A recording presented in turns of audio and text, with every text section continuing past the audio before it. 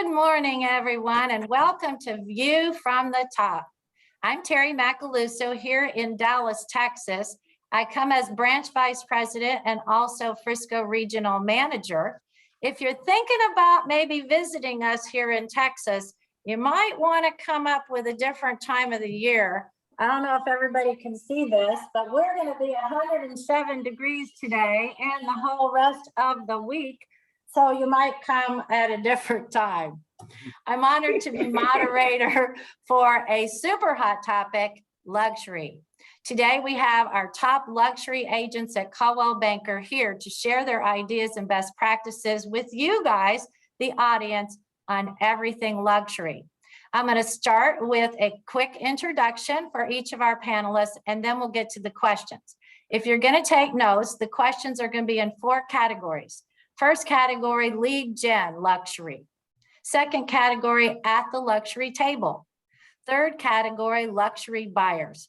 And then last, we'll wind it up with one great tip. So a couple housekeeping things. Please put your questions in the chat. If you would like to ask one of the panelists a question, use their name and put it in the chat. So we'll be monitoring that and try to get those questions answered. And then if we have time at the end, we'll open it up for questions. Not sure we'll have time. So I'm going to start at the top of the country and then end at the bottom of the country, starting with Krista Walter. Hi, Krista. Hi. Krista joins us from St. Paul, Minnesota. She has a team of 3 and focuses on the Twin Cities as well as upper state Minnesota. Her average sales price is over $700,000, and she is part of the 1% of the top sales agents at Coldwell Banker nationally. Krista won Woman of the Year in 2021, and this year was nominated as Entrepreneur of the Year for the Minnesota Business Journal. Thank you for coming on today, Krista. Krista, throw out your number of the highest priced luxury home you've ever sold. Well, I sold a townhome complex that was 13 million, and Okay. then other sales last year for $3 million sales.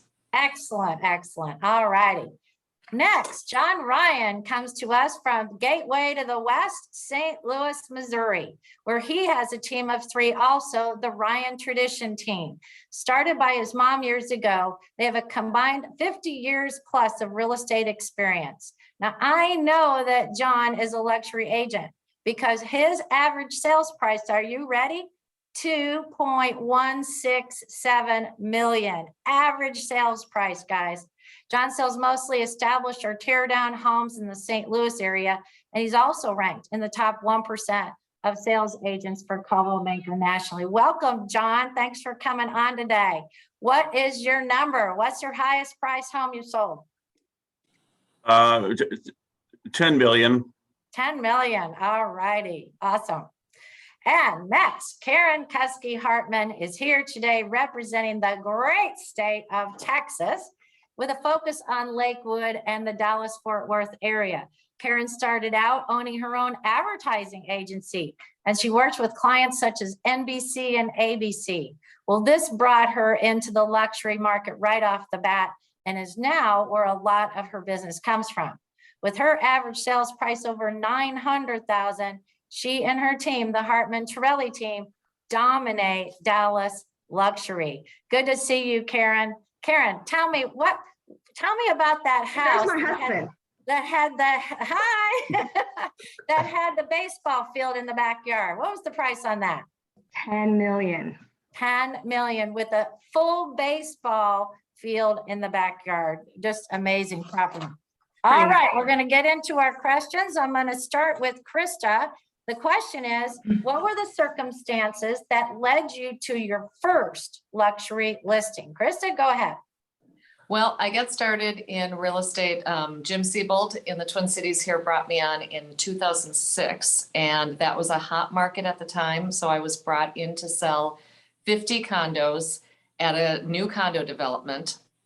And about the exact time that I stepped into the market is when the market tipped and when the market started to turn down. So we ended up selling, instead of selling 50 condos in 18 months, it ended up selling 0 in 18 months. And that took another 7 years to get those sold. In that time, I was doing open houses for the condos 6 days a week from 11 in the morning until 6 at night. And that brought me lots of people that I was introduced to. I just, I kept seeing people. We weren't selling, but I kept seeing people. And that in turn, just by talking to people, meeting people, that is really what brought me into the luxury market. Wow, that's amazing. What persistence. That is true persistence. Yeah, there really wasn't anything else to do, so I just stuck it out. Okay, well, open houses work, right? They do there- work, and there- yep, there and they you still go. work today for the luxury market here in our market, so. That is awesome. All right, how about John? I was in the commercial development business before I went into the residential business, and so I had some experience in a sphere of influence. But my first sale was $1 million, like $1,000,001, and that was in the late '80s, and that was a really high price here. So that was a fun way to kick it off. So Now, was that a residential or a commercial? no, residential. Residential, okay. Yeah. And that spurred off of the commercial that you were working? Not necessarily. It was I had moved over to as you said in my introduction, my mom had a thriving high-end business, and I moved over with her at that time. Okay. And we went from there. So that's been over 30 years. So we've been around a little bit. That's right. Had a lot of fun. That is great. Great. Thank you. How about Karen? Hi. Well, let's see. This is my 7th year selling real estate, and coming out of the media business, I just had a really, really great network. And one of my clients at the agency was a builder, so I started doing some things for him, and just did some clever things with marketing, and that came to a referral. And I always give back. So I sit on some volunteer committees and boards, and after I sold some houses for the builder, he started referring me to some really high-end stuff. Okay. And it so happened that I was on a marketing committee for this guy's company when he was doing Big Brothers Big Sisters. So he's like, I remember you were on that panel, so it was kind of a combination of referral and doing some clever things, and then having someone remember you from giving back. That is awesome. That is awesome. And referrals are still a #1 in the game too, as we all know. So, all right, great. Second question regarding lead gen. Do you farm a high-end neighborhood, a luxury neighborhood? And if so, what is one thing that really works for you with that neighborhood? Let's start with John. Our St. Louis isn't as big a city as Dallas, obviously. So our farming area is a couple of communities. I just lost her, I think. Can you hear me? We can hear you. Yeah, we can hear you. And we do a lot of mailing of just like notes and short stuff. Not a lot of glossy advertising stuff that just gets thrown away. And we have a very deep sphere of influence that we can.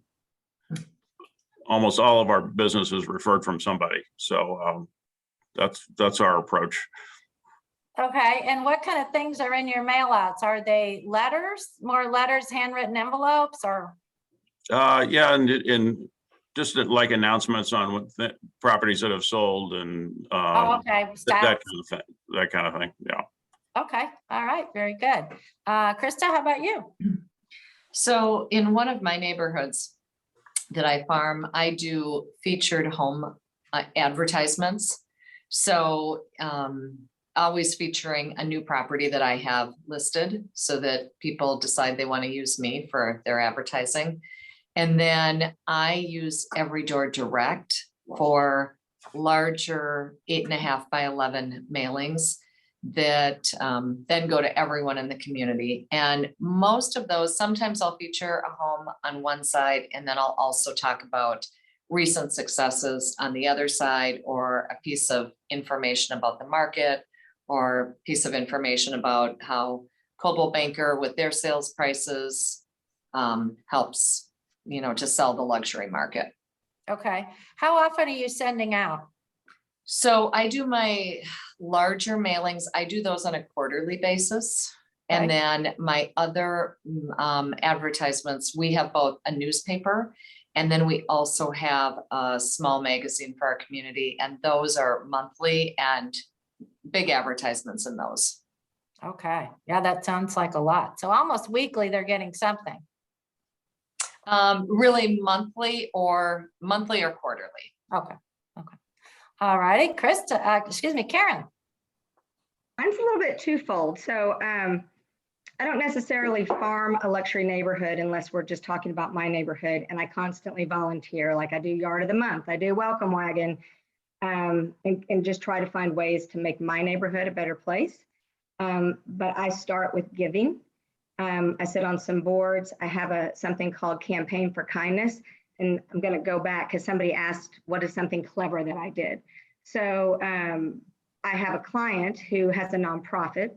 So when we listed her house before we went live, I got a local artist, and he's amazing. But I got him to hang in the house, and we did a fundraiser for her nonprofit. Oh, wow. The house. So it wasn't selling the house. It was more educating people and cross-pollinating those databases. So, and along the way, I get to give back. So I used my Campaign for Kindness nonprofit to raise the money and then turn around and give it back.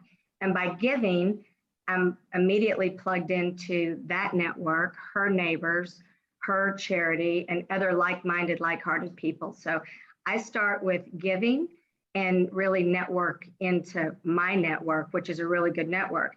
And then in my immediate sphere, I do one mailing a month, and it's called D Magazine. It's D right here in Dallas, right? So I buy everybody a subscription to that. So they're once a month from me.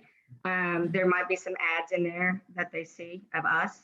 And then I also do a postcard to that sphere once a month, and then constantly posting different things that aren't necessarily selling.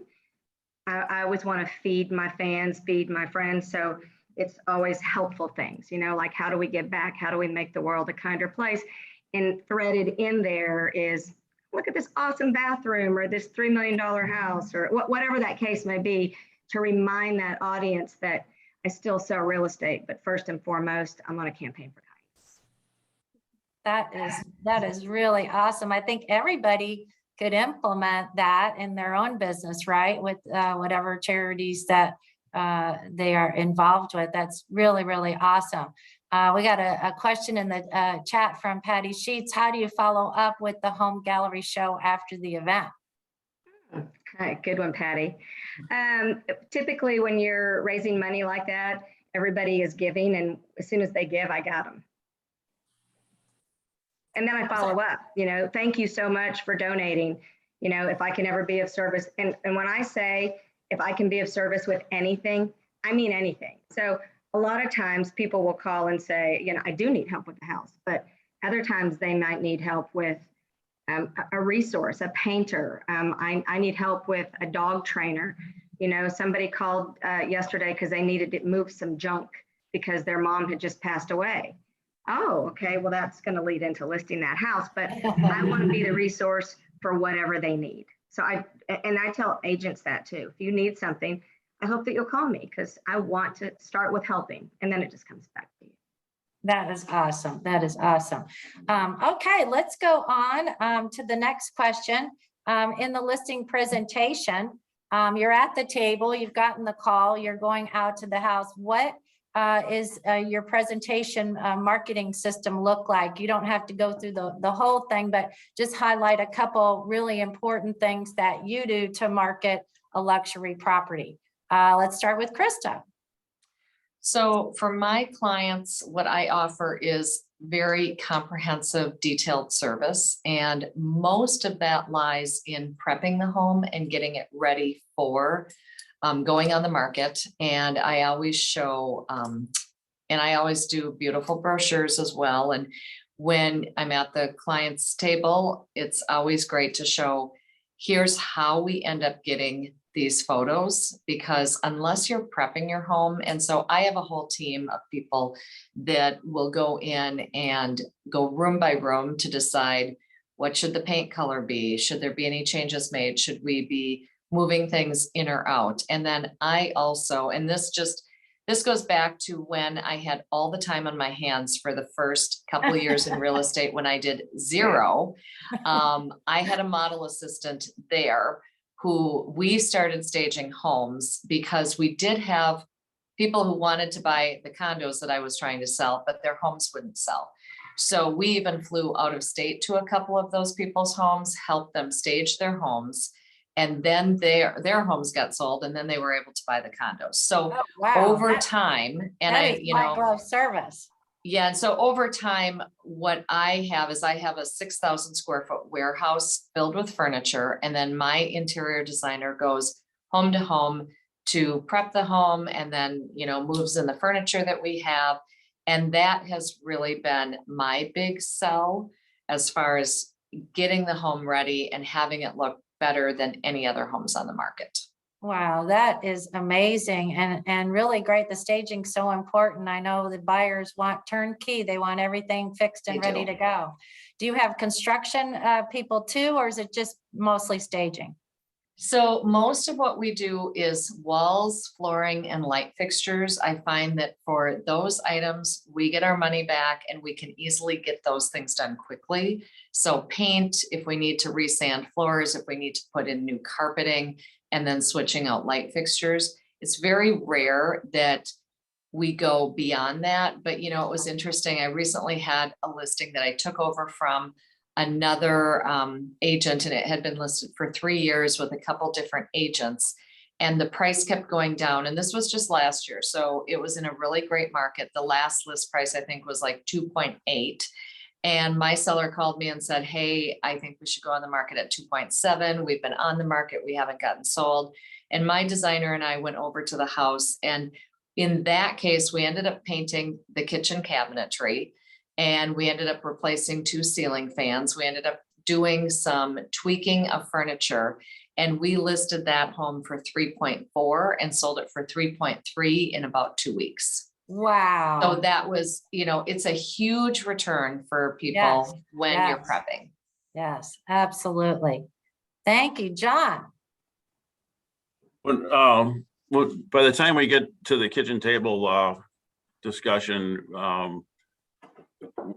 the client or the potential, once we've gotten that far, I treat that as that this is our listing to lose now. That's right. You walk out with the listing. And you have to, you have to read the client. A lot of people are interested in a lot of details, and a lot of them, want to have a 5-minute meeting. So you don't say, well, wait a minute, I got 20 minutes more worth of stuff for you to see. So it's really reading the client, and what they're looking for, and also having a knowledge of the market that you can say that nobody else has, and that's what they're also looking for from you. And we often in a presentation can show a house that's within a couple of blocks or on the same street of the house we're looking at, that we just sold or had sold a year ago or whatever. And so it's again just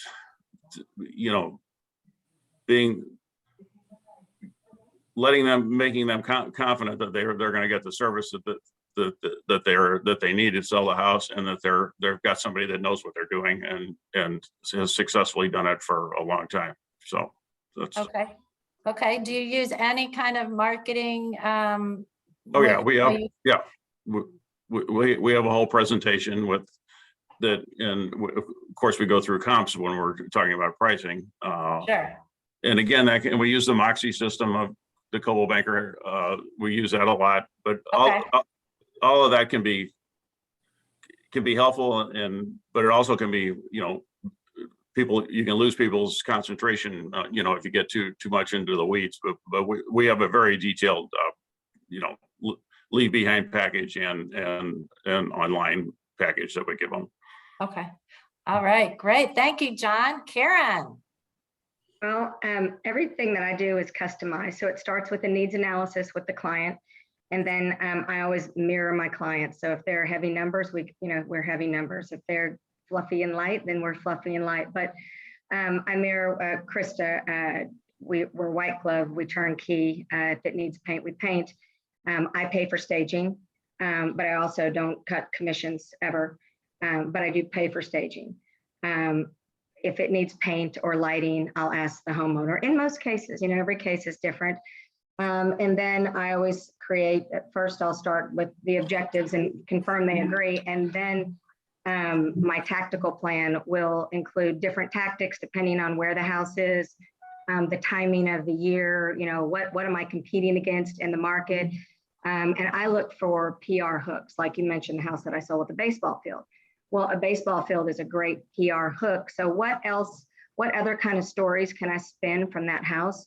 I had a house, this is a while back. It was a $3 million house. It was just a $3 million house. It was in a nice, new, expensive house.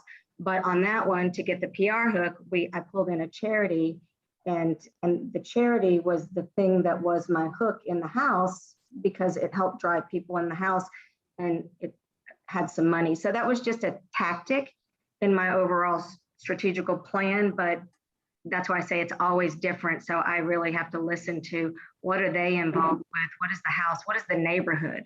And who is the target audience? Because it always changes. Yeah. How much would And you Terry- say? Yeah, go Oh. ahead, Krista. I was just gonna say, the one thing that I loved what John and Karen just said was that John said, if they want to be out of there in 5 minutes, don't keep going and don't kill the deal by That's right. continuing on. And what Karen said is to mirror that client. I cannot tell you that. I mean, I just think that's one of the most important things we do in real estate is however that person is behaving, you behave similar, because then they will connect. That's right. You connect in that first 5 minutes, right? The crazier, the better. At least Yeah, with me. definitely. If you give me one number, just on average, what do you spend on marketing a luxury listing, Karen? Oh my God, it varies. I'm going to spend way more on a $10 million property than I am a $3 million property. Sure. The $10 million property, I'm probably over 25,000. The $3 million listing, it varies depending on how much I have to stage. But a current example that I have right now, I've probably got 16. I've got 17.5 into marketing so far. Okay. And it's not Awesome. sold yet. They don't want to sell their house yet. You ever get one of those? They just want to list their house. They don't want to really sell their house. Yeah. We got lots of those right now. John, how about you? Just give me a ballpark number. What's your spend? It really depends on the property. We do most of our advertising, which I didn't mention before, in a local. There's 2 local magazines in the community, the 3 or 4 communities that we really do the most work in. So that's where our biggest expenses are, and that's usually more than one property listed in those ads. Okay. And they're really classy and they're great and all that stuff. And then we don't do staging. And I don't think anybody in this market pays for staging. The agent pays for staging. So we don't have that expense. So it's gonna, if you boil all that out, it's gonna be the printing and somewhere between, probably on the low end, a couple $1,000, and on the high end, 6, 7, 8, some, depending, it just depends. Okay, all right, great. Krista, what's your So spend? last year, one of my $3 million listings, I ended up spending about 18,000. That home ended up being on the market a little bit longer, closer to a year. So it wasn't one of those that just flew off. And I do continue to spend. My clients know that I spend. And, you know, one other thing as far as luxury listings that I would add is to make sure that you are doing 1-year contracts. Obviously, if the market starts to shift, I don't do anything less than a year. And then I would also say, you know, that's where you cannot be discounting a commission.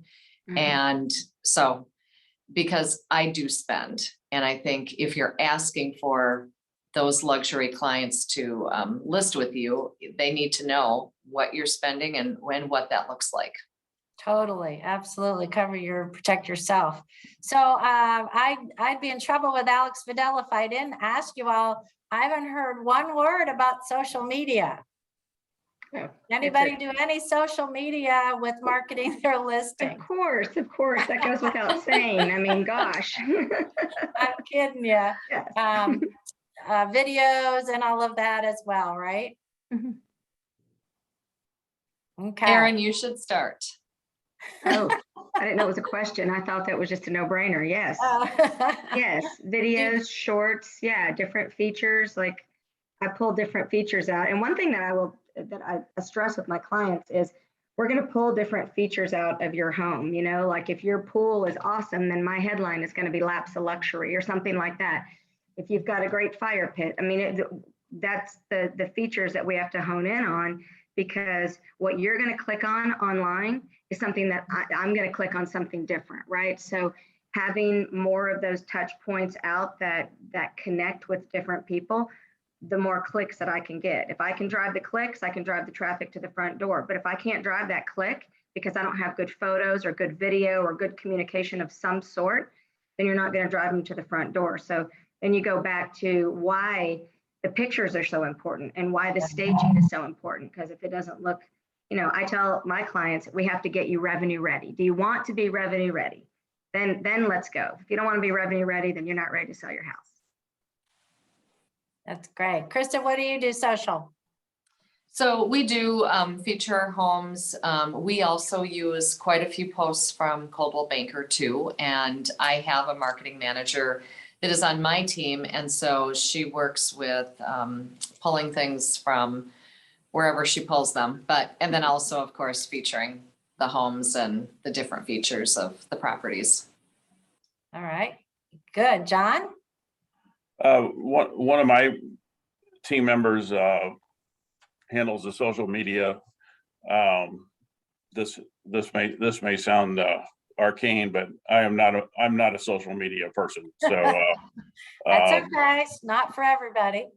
But you know, that's so you know, they do the posting and get the word out.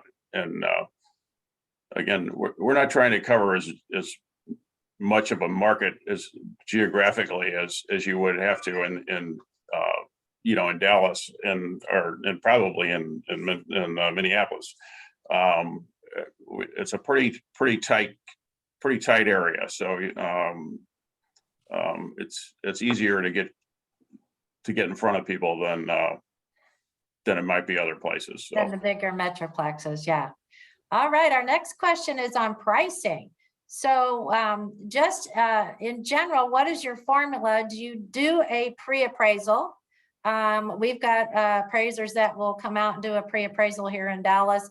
Do you price it above your CMA, below to generate excitement, or right at? Let's start with Krista.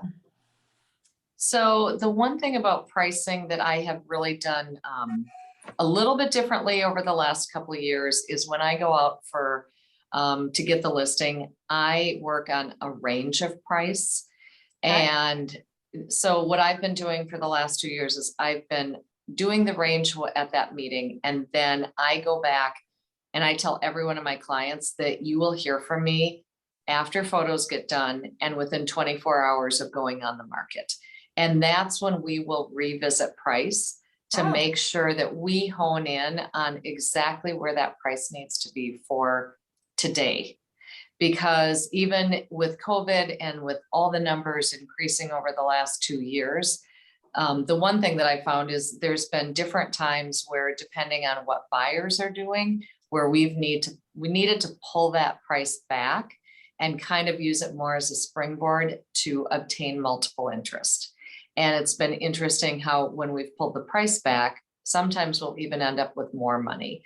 So my Right. pricing would be, it's really different with every situation. The other thing that I find in our market here, as far as for upper bracket buyers, is that some buyers want to feel like they're getting a deal, like they're getting value. And so I know for one of my clients last year, they wanted, they wanted to end up with 3.5 at the end of the day. So I think we went on the market closer to 3.9, maybe like 3.85, 3.895, so that we would have some negotiating space at that price. And so I think it just really depends on exactly, what that home looks like, what that neighborhood looks like, what the market looks like, and of course, what are the buyers doing and what is their activity look like. So I always try to stress to my clients that no matter what, we need a strategy. And, I don't like to leave money on the table, so I tend to price maybe a little bit more than other agents will price. Okay. But we always have a plan too in place prior to going on the market, that if this price doesn't work, we know what our next price is. Because most agents don't ever talk about that, and then they get themselves kind of backed into bad corners with what their prices are at, so. And one thing interesting you said was you take the listing, you do all of the pictures, and then you discuss the price. I thought that was interesting. A lot of sellers, are picking an agent because of price. So that's awesome that you do that. Yeah, the other thing I was gonna say is when I am out at that client's home and we're talking about the range, we're looking at comps. If you talk long enough, or if you stay long enough, it seems like eventually you will get to the price that they are thinking. And that is also really helpful, because there's times when, especially in the luxury market, someone's thinking that their house is 3 million and maybe it's 1.5. And so to really know what they are thinking is so important. And, sometimes you ask the pointed question and they say, well, that's what you're here for. And that's what we want to know from you. And you're here to tell us the price. And I always say, no, that's not how I price. I do collective pricing, and collective pricing to me is, here's what I'm bringing to the table. I want to hear from you what you're seeing in your own neighborhood. You know your home best. What are you thinking? And I've had clients that have said, yeah, and like the one that I sold for 3.5 last year, highest priced home in that neighborhood had sold for 1.25. So they're Wow. like, no, we want 3.5. So then it was really my job to say, how do we get you 3.5? And so then I looked at it from that standpoint. Excellent. That's great information. John, how about you? How do you do your pricing? Well, we never, give anything kind of off the cuff, which we visit the property and meet the people and all that, and then go back and do our own pricing analysis and put together the CMA and all that we're going to deliver to them. And it's just, again, a matter of experience and knowing the market. And, we put a lot of debate between my one team member and I about where we should price it. We get two. Some different opinions. And then we've also gotten a feeling from the first meeting what the seller's thinking, and just kind of, there's situations where the seller's the boss, and you may not agree with the price, but you want to take the listing and know it's going to sell at some point. So it just depends from property to property, but it's again, we've been involved in so many sales and so many record, and I don't want to make this sound, self-serving, but it's so many record sales and price and you just have a lot of instinct there too, and you just want to be able to to convey that to your client, and it's like everything else. There's no magic. Okay, all right, thank you, John. Karen? Similar to Krista, I give a range. And then once we get the house revenue ready, then we'll go back and we'll agree to a strike price and then a plan. They hear from me after, the first 14 days are typically the most active. So they'll hear from me on day 1, day 2. I'm super communicative, but we'll have an agreed to reduction potentially if they're just passionate about overpricing it, and I can show that.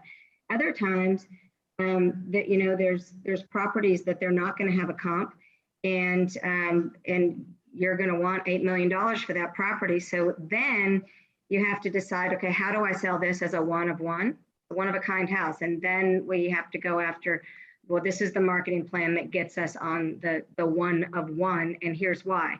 And when we get to the one of one, and the seller says, I have to have $8 million for my house. I know there's not a comp. It's not in the, it's just.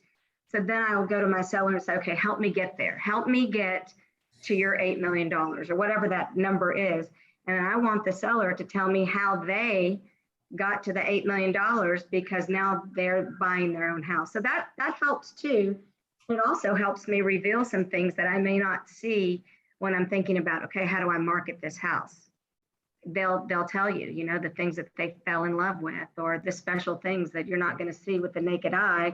And you get halfway through your listing and they're like, oh, I forgot to tell you the pool has air conditioning, stuff like that. So I think it's definitely that dialogue in your communication on how you land. And then once you land, how you control the conversation.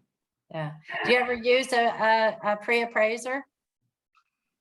Sometimes, but it's a case by case. We're working on one right now, and we thought about getting it appraised. It's never going to appraise, and I just don't want to know that. So I'm going to figure out at the higher price. What I find with appraisers, all the best appraisers are always calling you, being us, and asking. On your opinion. And asking, what's this house worth? An appraisal can be a help or a hindrance, but it's certainly not. Too many buyers have the idea that that's an exact number because this guy's you got an appraisal now, and that just can. Yeah, it can be a noose around your neck or a help. Yeah. That can confuse everything, but anyway. That's my thought on appraisals. Well, and Terry, I was just going to say one other thing too. What I have done over the years that has served me really well is here for all of my listings, I either meet with or talk to the appraiser before they go to appraise and give them the comps that I have used. And the interesting thing about that, and I take such good care of appraisers across the board. If they call me, I always answer, I always return their call. And over the years too, I've had county assessors that will call me, and it's really kind of shifted where, they call me, Krista, what do we do about this house? How do we price this home? So, it's really a good idea to build good relationships across the board. So yeah, that's a great point. That is a great point. You never know when you're going to need them. All right, let's talk about buyers a little bit. What are the latest features that buyers are looking for in luxury, and what is your profile buyer? Who are they right now in your individual markets? Let's start with Karen. Buyer profile, we are still seeing a lot of people come from other places, and they've got a lot of money, and a lot of money will buy way more from where they're here in Dallas area than where they're coming from. They want, and it's split. They want a big yard or land, right? And then they want open spaces, knocked out kitchens, amazing backyards. You know, the things that I want too. Yeah, we all want. And they want it already done. They don't want to come in and have to paint cabinets or knock down a wall or change a color. They want it done. They want it move-in ready. And that's the biggest thing I will tell you is that, you know, getting that home ready so most buyers can walk in and see themselves in the home. Because most people don't have that vision. They just can't. And I don't care if you're selling a $500,000 home or a $5 million home. The buyer wants to walk in and feel like they can drop off their stuff and brush their teeth, go to bed. Like that, they don't want that work. Okay. And if they're doing the work, they want a deal, and the audience shrinks. So Yeah. Yeah. And when you say they're coming from everywhere, are they coming from international or just another state? both. Okay. Both. The international ones, actually, I've seen this quite a bit. They're hitting California first. They lived there for a little while, and now they're moving their businesses here because Okay. they don't want to pay that tax rate. I've got several like that. Both. I'm seeing a lot of California right now. A lot of Florida, New York, Chicago. Those are my main. That's where I'm seeing them come from. What age group are you seeing now in that luxury price point? Well, I think they're so young, but they're just younger than me. 25.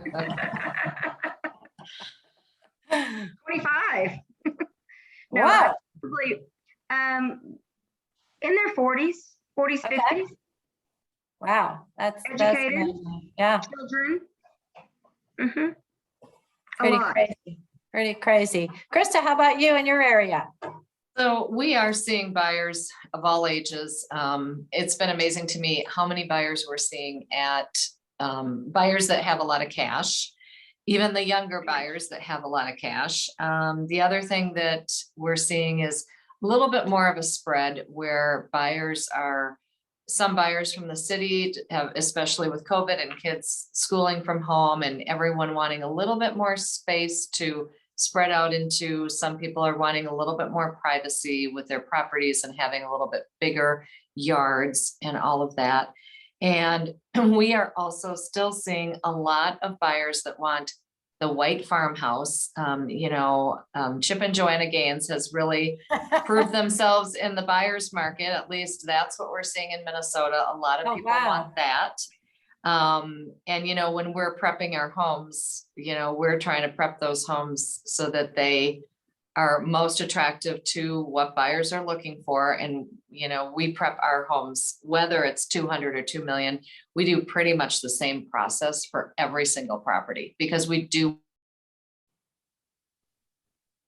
Oh, looks like we might have, she's frozen a little bit. Susan, if you're on, maybe you can work with her to get that back. Might just be a little internet glitch. John. I'm here. All right, good. What are you seeing for buyers in St. Louis? We have I think we probably all have the same range of buyers. We have quite a few people moving in. We get a lot of, St. Louis is a city that has great schools, great private schools, and our college age kids go to Dallas, go to Chicago, go to San Francisco. But especially if they're successful, they ultimately come back to St. Louis because it's such the cost of living is lower and it's an incredibly high. It's a great place to live. So those are some of our buyers. I would agree that everybody wants a house that's in perfect condition. Nobody wants to fix anything.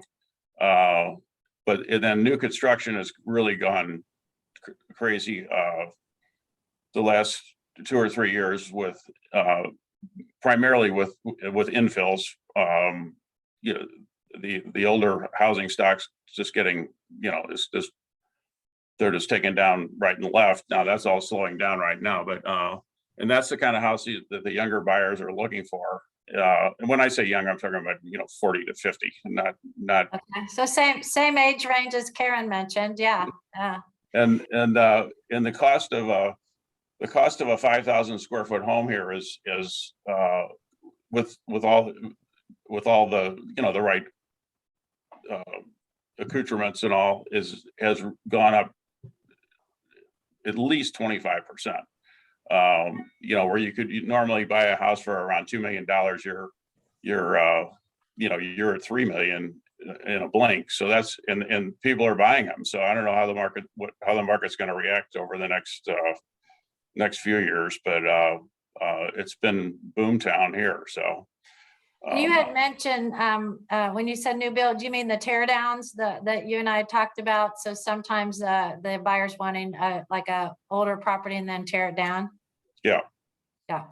And there's builders and investors that are buying the houses and creating the lots. So then the next, those people can have something they can buy. So but it's very tight. I'm sure it is everywhere. I mean, and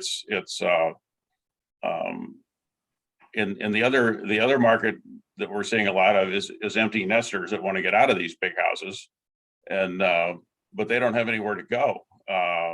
So that more creates more of a gridlock. Everybody wants to go, but nobody. There's like. Somebody's got to pull the thing in the middle out so it all opens up. I mean, it's crazy. So yeah, does and that I make think sense? Kind of rambled there, but and those luxury sellers still want the luxury, but they want something smaller. So that's tough. Yeah, so that's creating a lot of infills too. A lot of homes built in the right after World War II in the 50s, 40s and 50s. Those neighborhoods are just getting leveled, and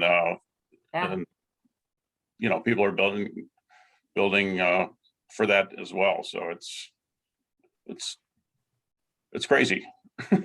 Yes, different market. Krista, are you back? I'm back. Okay. I don't know what happened. I don't know. You froze on us, but go ahead and finish. We're talking about buyers. I think I don't know if you heard, I mean, the one thing I was saying about the white farmhouse, lots of people want those. People really want move-in ready, and definitely the same thing with John. We're really stuck with those empty nesters wanting to move on to a detached townhome. There's not enough being built, or now they're at such higher prices that people are not wanting to do that either. So. Okay, and your average age buyer, I don't know if we all got to hear that. I will say, boy, I run with a wide range. So I probably, but I mean, I'm definitely seeing a lot of that between, 35, probably 35 to 60. Wow. Okay. All right. Next question is about follow-up. So after you sell the home, how do you keep in touch with that past luxury client? Let's start with Karen. Well, they get a mailing from me once a month.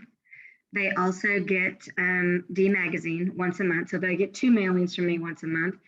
And then along the way, I figure out where they give, where their heart is. I follow up and I just call them.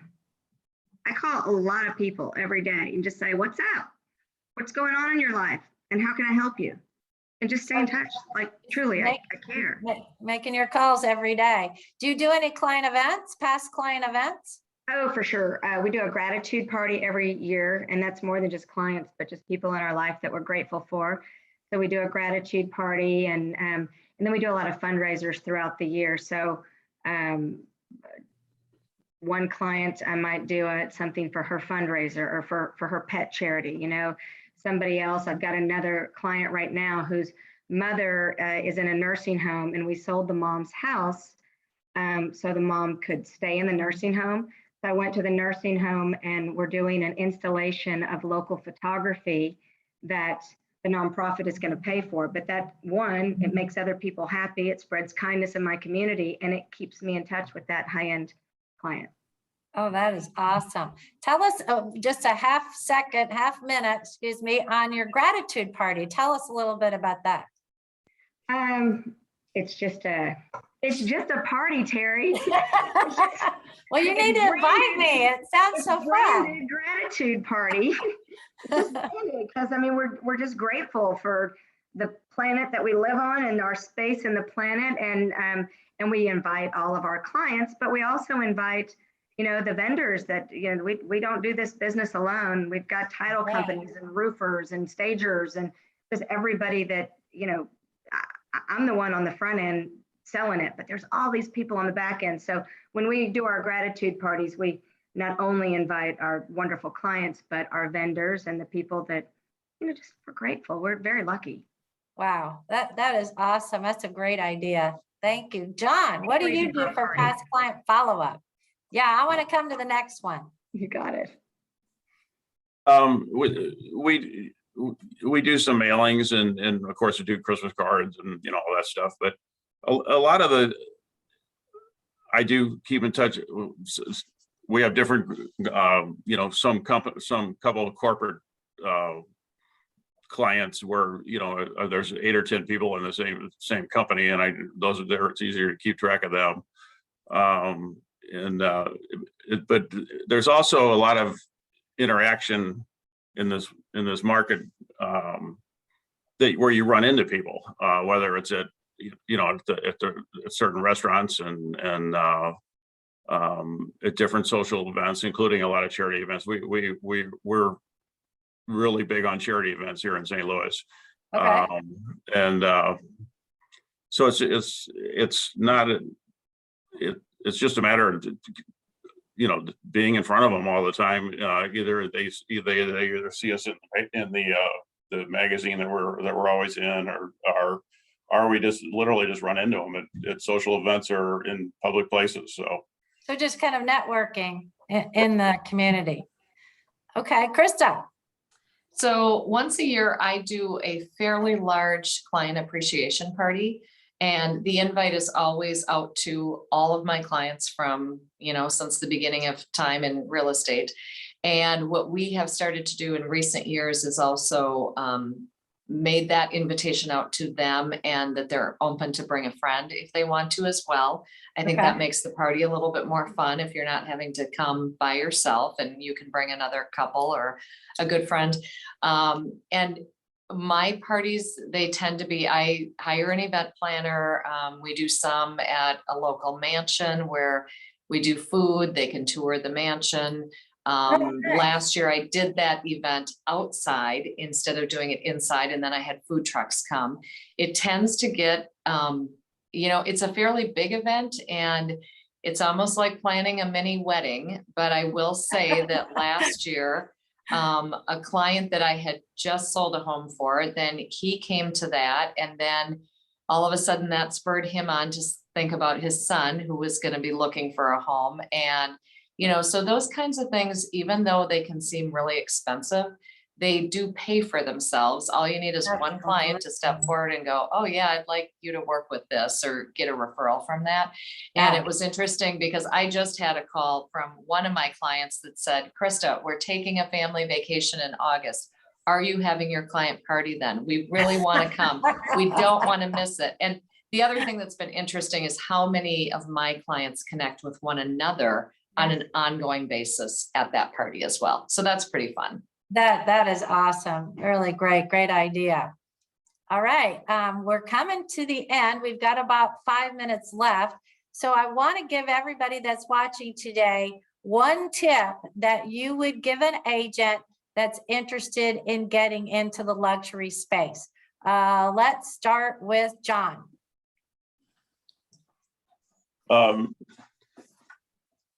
Well, assuming that you have it's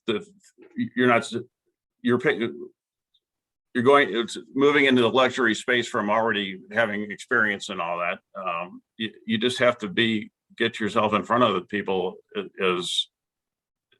as often and as quickly as you can, and have them be aware of you. And again, one way to do that is being involved in these charity events that take place all the time. We got a lot of sporting events here. You know, you just if you've got the skill, you just have to meet the people. So that's got to be your So networking, you would say, you know, networking with those people in that price range would be the one thing they could start with. right, for sure. Okay, excellent. Karen? One thing. Give. When you give, you get back. And it feels good to give. So just give and the universe will come back. All right, excellent. Krista? So two things for if you're wanting to get started in the luxury market, I would say, first of all, open houses. Do open houses at those higher price points.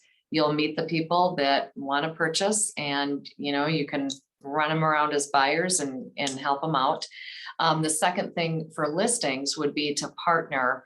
If you have something that comes up or you've met someone at an open house and you don't feel like maybe you're qualified, even though I will tell you that, you know, you just have to go for it. You just have to act like you've always been selling homes. There's really no difference between $1 million home than a 500,000. It's just a little bit bigger. Still, they have kitchen, dining room, living room. I would partner with another agent for if you're, you know, nervous about getting into some of these listings. You know, getting 25% or 50% of something is always better than nothing. And I partnered with my listings for many years with another agent. He was younger, it was a guy. We appealed to so many different sellers because if one of us didn't connect, the other person did. So that is super, super helpful. And then the only other thing I would say is once you have those listings, make sure that you are using the Coldwell Banker exclusive marketing opportunities that we have. I know here in the Minneapolis-St. Paul area, we have two different ones, the Minneapolis-St. Paul Business Journal. We have a big magazine that we use. Those are really important because when, you know, just people throughout the Twin Cities see you in those, then they know that, oh, you're part of that group. So, and we don't want to lose those exclusive opportunities. And I appreciate you bringing that up with the Coldwell Banker marketing and all those things. It's super important. It's there, so why not use it and take advantage of the name and all of that. I think the one thread I've heard through this whole thing today is charity, because it seems like all of you network and do charitable events, and that, like Karen said, when you give, you get back. And it seems like all of you have utilized that in some way or another to give to the community and then get back and be in this luxury market that you're in. Well, Terry. Yeah, go ahead. Oh, I was just going to say one more thing. With COVID, one year we didn't do our annual client party. And instead what we did was we put out a message to all of our clients to say, please nominate someone, you know, a friend, family member, someone in your community that was in need. And so instead of doing the client party, we took the money that we'd spend on that and we did that out to people, and we involved our clients for who they thought that we should give that to. And that was really great. And then over the holiday season, that was really fun. That is a great idea. Everybody can do that, no matter what the price point, right? Yeah. That's a super great idea. Any of you panelists have anything that I missed or that you wanted to mention? We've got about just 1 minute. Anything that we've forgotten? You know, I get a lot of calls from agents that want to host a luxury listing.